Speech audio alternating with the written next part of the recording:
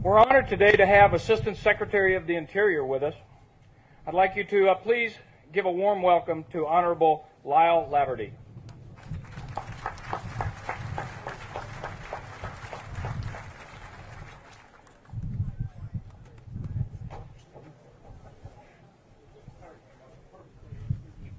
I told him that's not a good way to start.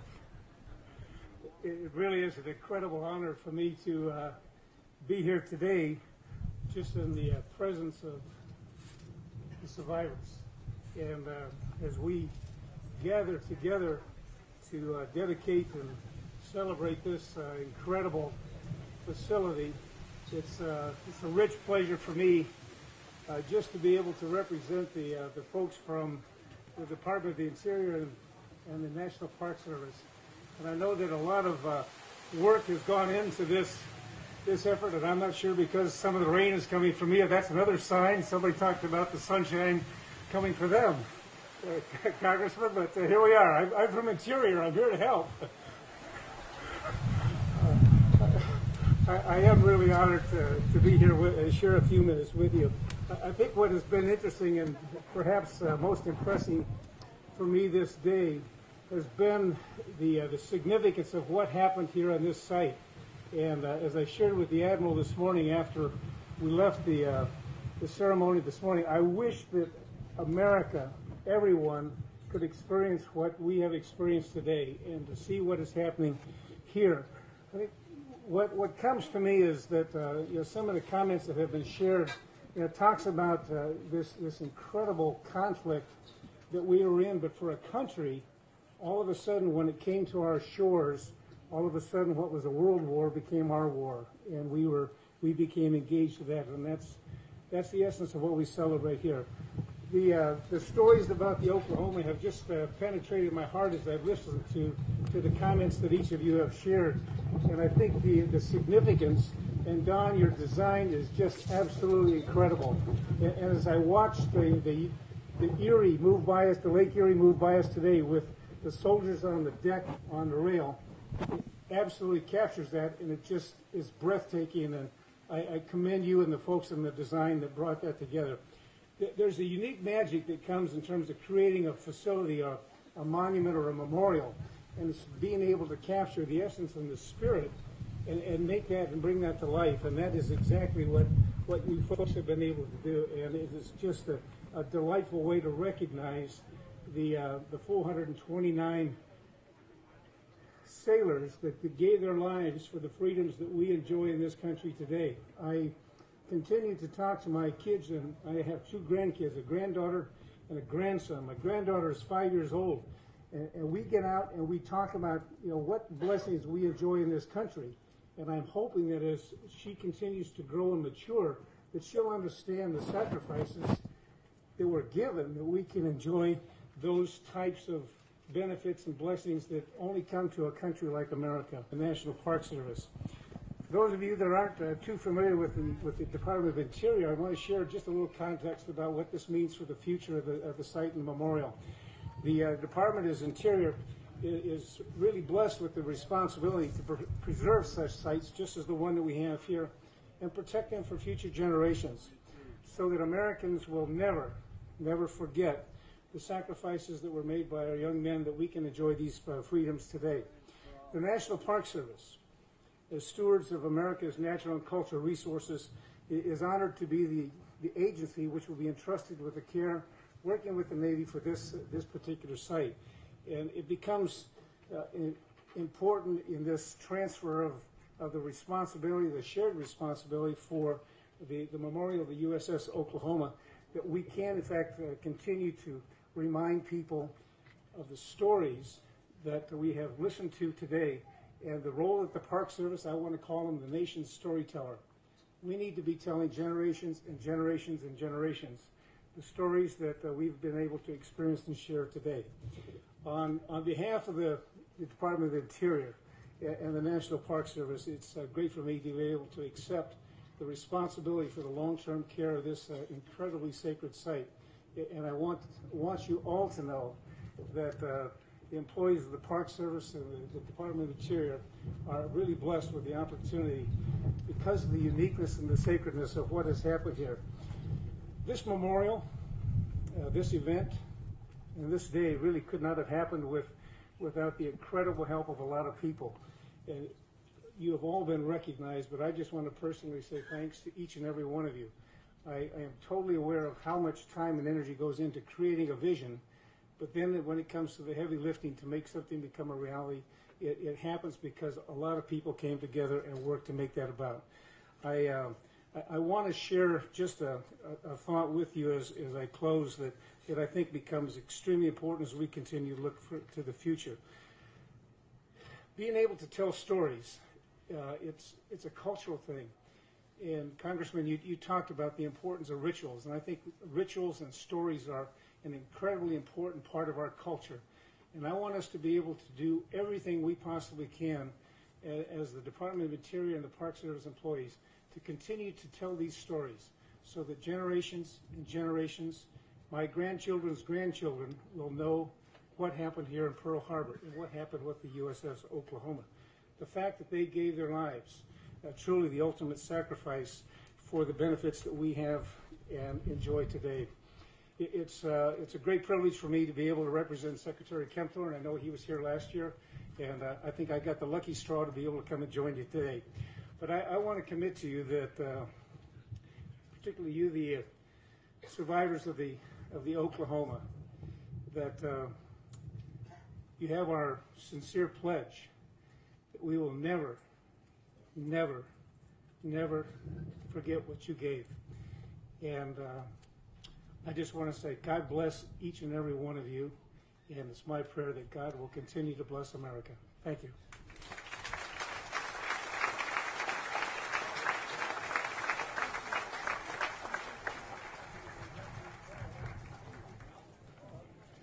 Senator Jim Reynolds will be introducing our next two speakers. Senator, would you please come forward? Thank you.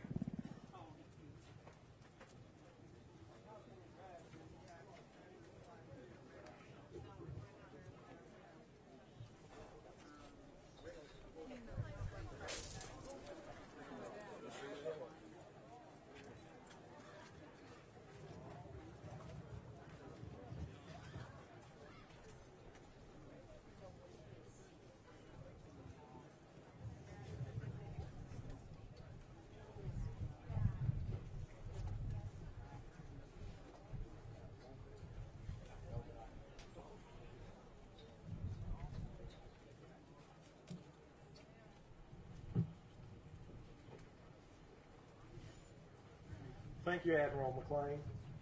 Ladies and gentlemen, it is with great honor that I stand before you today on this momentous and glorious occasion.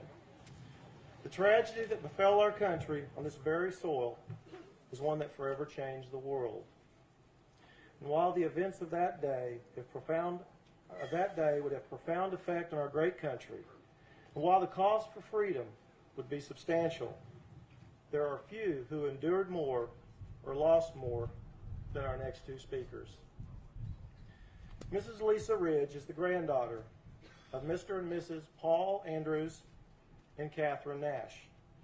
In 1933, at the age of 18, Paul joined the United States Navy. He would ultimately serve his entire career aboard the USS Oklahoma. One of the markers we are dedicating today bears his name. His granddaughter, Lisa, was born in Carlisle, Indiana, and now resides in New Lebanon, Indiana. Upon her graduation from Indiana State University in 1982, Lisa began teaching, a career as an elementary school teacher. She is currently serving her 26th year in that profession. In 1993, Lisa was married to Mr. Danny Ridge. They have one child. In the mid-1990s, Lisa began to receive information from Paul Goodyear about the USS Oklahoma. Later, she began corresponding with Paul and discovered a special, tight-knit group of people, the USS Oklahoma family. Lisa has now become very active for the family, speaking at schools, VFWs, American Legions, churches, and civic clubs. After the completion of this dedication, her attention will be directed towards the identification of the unknowns at the Punch Bowl National Cemetery and the return of their remains to the families where they belong. Last year, when Lisa arrived in Honolulu for the December 7th ceremony, she was met with the news that her grandmother, Catherine, had passed away. In spite of the difficult news, Lisa spoke courageously that day and once again has been asked to speak on behalf of the families whose lives were forever changed. Ladies and gentlemen, Mrs. Lisa Ridge.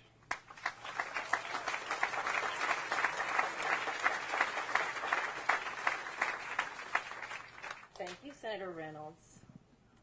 A year has passed since ground was broken here for the construction of the beautiful memorial you see before you. This dedication today could never have occurred without several important components. I stand before you again today, honored with this absolute privilege to be a part of this very special group. My family and I want to extend our thanks to everyone who has worked to make this memorial a reality. To the survivors, thank you for taking me in and treating me like your family. I so appreciate your tenacity in insisting that this long overdue tribute to my grandfather and your other 428 shipmates must be completed.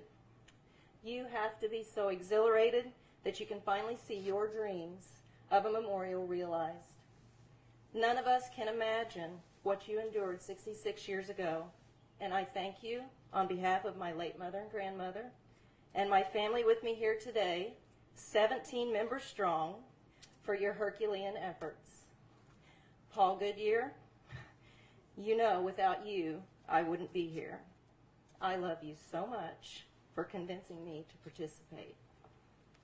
To the Executive Committee, I know it's been overwhelming to complete this task, but please know how much your efforts are appreciated.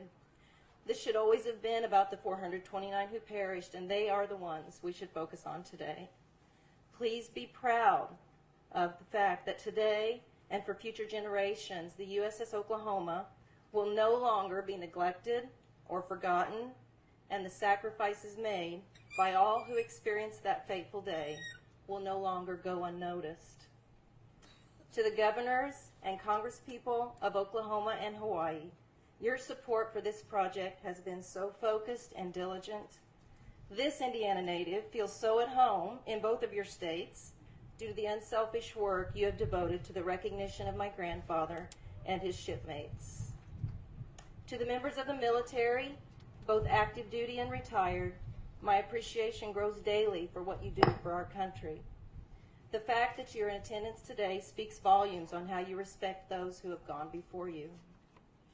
To all the private citizens who have a passion for this project, out of your desire to see an omission corrected, I applaud your unselfish devotion to doing what is right. And finally, to the rest of the family members of the USS Oklahoma, let us celebrate the completion of this permanent reminder here, where our family members paid the ultimate price so we and future generations can live freely in the great United States of America. Thank you.